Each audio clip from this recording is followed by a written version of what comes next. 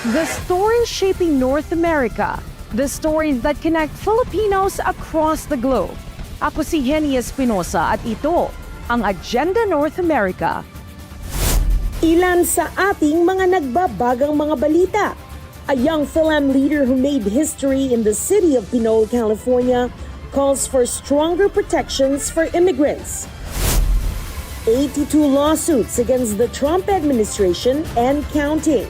Ang bagong laban ni Fil-Am Attorney General Bonta, protecting immigrant families' sensitive data from federal immigration authorities. And 110 years young at marami pa ring kwentong ibabahagi. Washington DC's oldest resident, a Filipina, shares her secrets to a life well lived.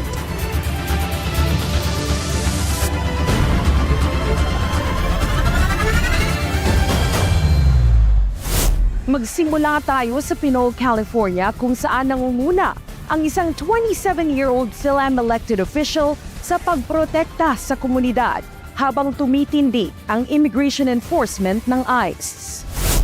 At just 25, Cameron Sasay walked into Pinole City Hall in 2025 as the city's youngest mayor in more than 120 years. And the first of Filipino and Japanese descent. Now 27 and serving as a city council member, ginagamit ni Sasay ang kanyang posisyon to push for stronger immigrant protections across Contra Costa County. Pinole, one of the cities in Contra Costa County, already adopted stronger immigrant protections in 2025. One of the first things I've done as a mayor was to author and pass local legislation to effectively prohibit unlawful immigration enforcement activity here on city-owned and controlled property. At the time, it was groundbreaking. We were the first Bay Area city to implement such a piece of legislation. Ngayon, gusto ni Sasay na magpatupad din ng stronger county-wide protections. Pero mabagal umanong kumilos ang Board of Supervisors. We see them stalling at the expense of the safety of all of us, and that is not okay. Para kay Sasay, personal ang kanyang laban para sa immigrants. His mother was born and raised in Quezon City and moved to the U.S. in 1986. She had experienced what it was like to be in the Philippines in the midst of the Marcos dictatorship, in the EDSA revolution. And here in America, she was really looking for the American dream. We need somebody who's not only going to sit here to be a face for, or be a symbol for representation and progress, but also be in the fight, be a champion, and be more than an ally. At sa gitna ng tumitinding immigration enforcement, ayon kay Sasay ay ramdam ang takot ng mga immigrant communities. Folks who have lived here for so many years, who are immigrants, who have never been scared before or at this level, they feel incredibly scared to just access general services and essential services that they've always accessed. Giving their information to the DMV, giving their information to folks in City Hall. Local governments cannot stop federal agents from enforcing immigration law. Pero para kay Sasay, that doesn't mean cities and counties have to use their own resources to help carry it out. The San Francisco Immigration Court has recently closed, which means that folks who usually go to the Immigration Court in San Francisco are now going to be routed to the Immigration Court here in Concord, Central County here in Contra Costa County. So there will be at least folks are expecting escalating activity here in Contra Costa County as it relates to immigration enforcement, and so we have to be proactive. Kaya hinihikayat ni Sasay ang mga residente to stay engaged and make their voices heard by the local leaders who shape these policies. At least in Pinole, in the Bay Area, you do have leaders who are championing local laws to protect you. They are standing up, they are innovating, and we're doing all we can to push back on the federal administration. For Sasay, the fight over immigration may be federal, but the push to protect immigrant communities starts close to home. Isa na namang immigration battle sa pagitan ng California at ng Trump administration. At the center of it all, Fil-Am Attorney General Bonta, who is now fighting to keep sensitive data of immigrant families away from federal immigration authorities. Mula immigration enforcement to the use of federal authority in California, paulit-ulit ng hinamon ni Attorney General Bonta ang Trump administration sa korte. And now, another legal battle, this time over whether personal information from a public benefits program can be shared with immigration authorities. Bonta, along with a coalition of states, is suing to block a new policy involving the Temporary Assistance for Needy Families Program, or TANF. Sa bagong policy na ito, sensitive information from families receiving TANF benefits could be shared with federal agencies. Kasama na dito ang Department of Homeland Security. The Trump administration is trying to exploit this critical safety net program for social security numbers, marital status information, income information, and other sensitive data from current and past recipients, all to fuel its mass surveillance efforts, its ongoing attempts that it's shown in many places and spaces to collect more data about more Americans and put it all in a singular central database. This approach is cruel, it's unnecessary, and most importantly, it is illegal. TANF provides assistance to low-income families with children. Pero sa ilalim ng bagong policy, that personal data could be used to check the immigration status of benefit recipients. At dyan tumututol si Bonta at iba pang mga states. They argue the federal government does not have the authority to use TANF data this way. I'll say it again. The administration's attempt to raid TANF data is illegal, pure and simple. This notice violates the Administrative Procedure Act, the Computer Matching Act, and the U.S. Constitution. Babala rin ng mga states, the policy could have a chilling effect on immigrant families. Even those legally eligible for assistance could be afraid to apply sa takot na mapunta sa immigration authorities ang kanilang personal information. The Trump administration says the data sharing is necessary to make sure states are verifying the citizenship or immigration status of TANF recipients. The policy was originally set to take effect August 11, but the federal government has delayed it to September 1. Samantala, Bonta and the other states are asking a federal court to block it, another legal battle over President Donald Trump's immigration agenda. A warning now for immigrants traveling within the United States. Immigration authorities are increasingly detaining travelers at U.S. airports, kabilang ang ilang mga pending asylum cases of federal work authorization. The arrests come amid expanded coordination between TSA and ICE. At dahil sa mas mahigpit na enforcement, immigration lawyers are urging non-citizens with unresolved immigration cases to be extra cautious about domestic air travel. It used to be policy for every immigration agency not to pursue removal against someone that is currently undergoing a case, to have a case pending at USCIS. But now they warn that having a pending case or work authorization may not prevent someone from being detained, especially if they do not have current lawful immigration status. When Agenda North America returns, $150,000 para sa ika-aresto ng isang Filipino fugitive. The FBI says he may be hiding in the Philippines.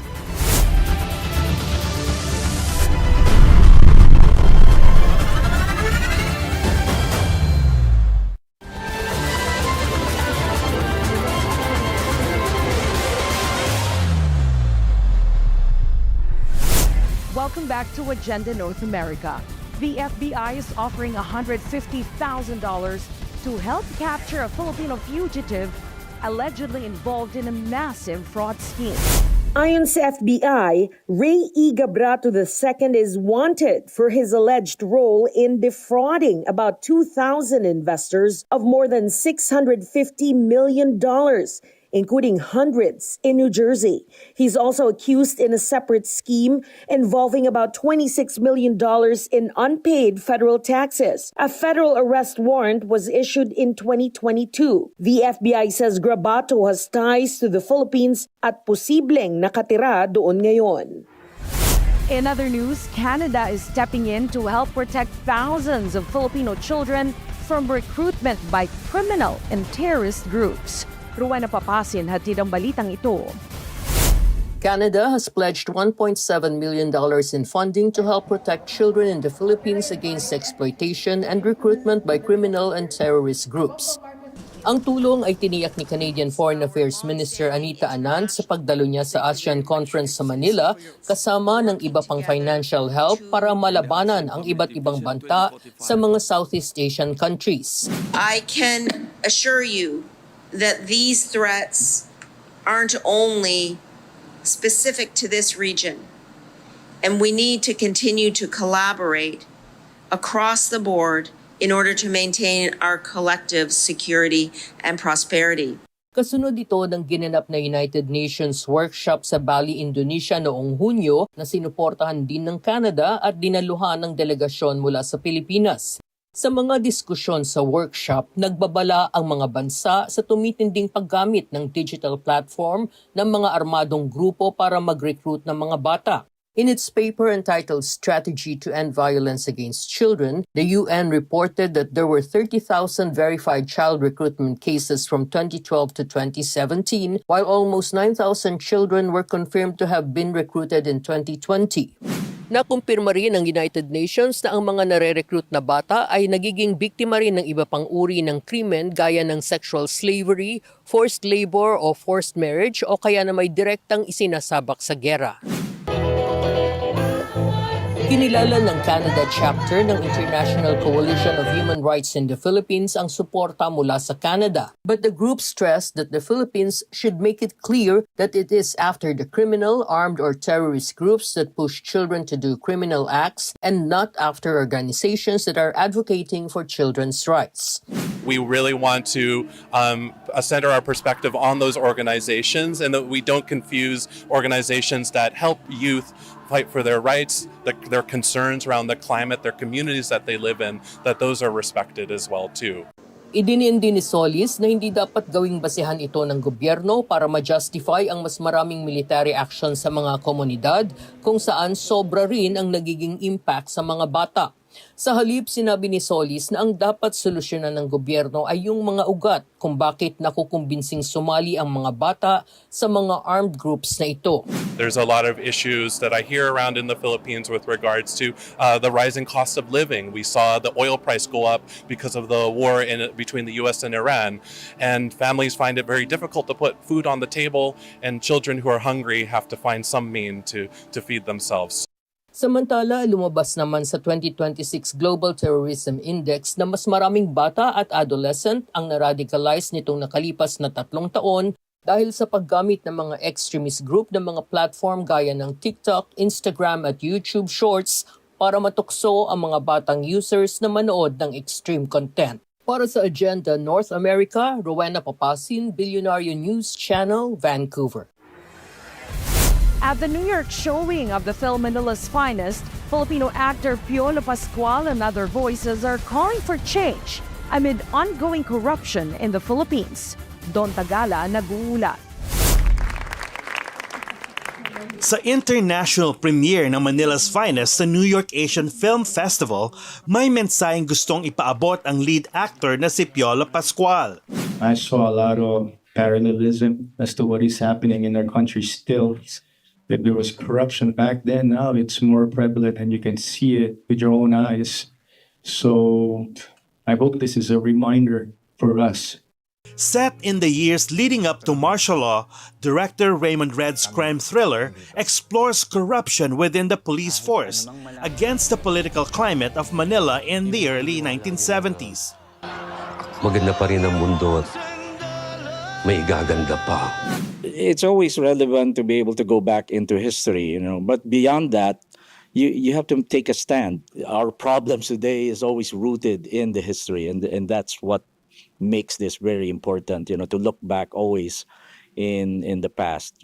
At para sa ilang nanood, the film's depiction of corruption decades ago feels all too familiar today. It's really relevant. It's something that we should all see and really start to question, ano ba itong nangyayari ngayon sa atin? Bawa yung politically, after watching the film, ayan na naman tayo. Pwede ba? Tama na, let's do something. I mean, hindi, it's not for the good of everyone, itong nangyayari sa atin. Kaya itong mga impeachment na ito, what is the truth? Yun ang tanungin natin. Ano ba talaga nangyayari? At mula sa isang pelikulang tumatalakay sa corruption of the past, the conversation turned to the Philippines' present-day political battles.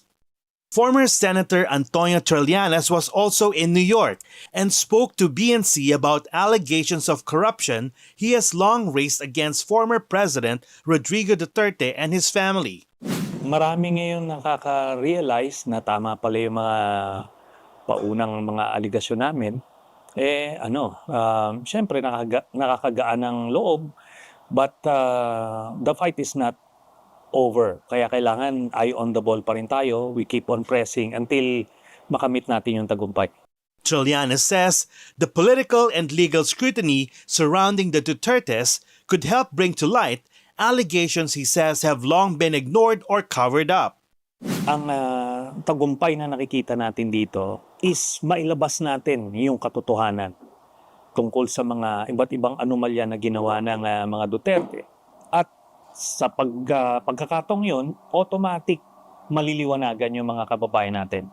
Para kay Trillanes, mahalaga ang kamulatan ng taong bayan, kasabay ng pananagutan kung mapatunayan ang mga alegasyon laban kay Duterte. He says real change will require broader government reforms and he's looking ahead to the 2028 presidential election. Yung malawakan na reforma, actually, yan mangyayari lang yan kung magkakaroon tayo ng presidente na reform-minded din. So we will have a democratic reset, ika nga, sa 2028 na hit the ground running, reformahin natin yung gobyerno para matanggal na yung salot ng korupsyon at pang-aabuso once and for all. Para sa Agenda North America, Don Tagala, Bilyonaryo News Channel, New York. Hari ng alon. Filipino surfer J.R. Esquivel scores a perfect 10 and the crown at California's King of the Pier. That story and more when Agenda North America returns.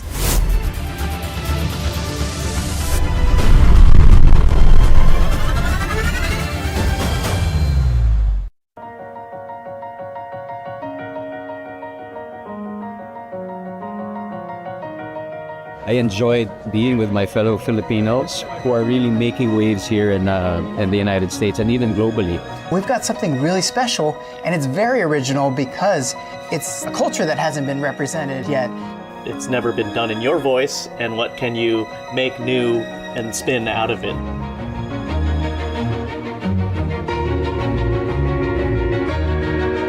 And to be able to be part of a project that is a great, accurate representation of our culture on a global scale. This story, it's centered around Filipino culture and folklore, and I think it's so important for us to have that representation. So this is definitely a very important moment and an exciting time for Filipinos.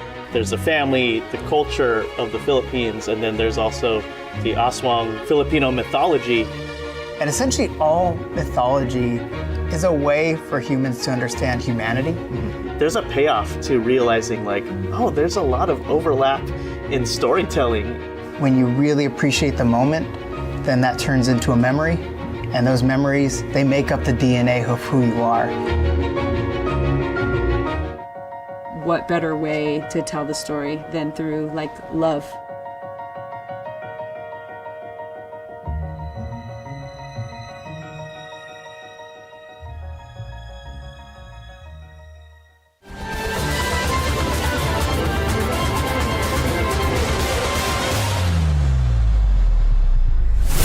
You're watching Agenda North America. Filipino surfer J.R. Esquivel is riding high after another strong showing in California. The La Union native was crowned King of the Pier at the long-running Surf Invitational in Oceanside, California. Esquivel sealed the win with a perfect 10-point ride in the final heat. The victory comes fresh off his 9th-place finish at the U.S. Open of Surfing in Huntington Beach. At hindi siya ang nag-iisang Pinoy sa finals. Fellow Filipino surfer Jo Marie Ebueza, who finished 3rd at the U.S. Open, also made the King of the Pier final. At syempre, nariyan din ang Filipino community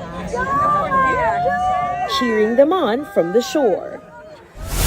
America at 250, and a history that reaches all the way to the Philippines. A new exhibit in California explores that shared past. Albert Pataclan, hatid ang balitang ito. This land is your land, and this land is my land.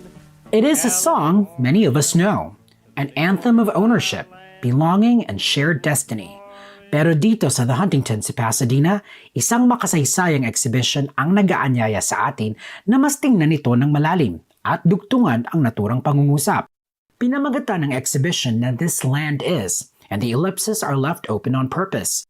Co-curated over 2.5 years by Lindy Letnin and Josh Garrett Davis, it marks the 250th anniversary of the Declaration of Independence. But instead of just looking back, this exhibition turns its gaze outward to the west and far beyond, kabilang na ang Pilipinas. The Declaration of Independence was, of course, our jumping off point. We wanted to think about what did this document mean? What was it all about? And what does it mean to us now?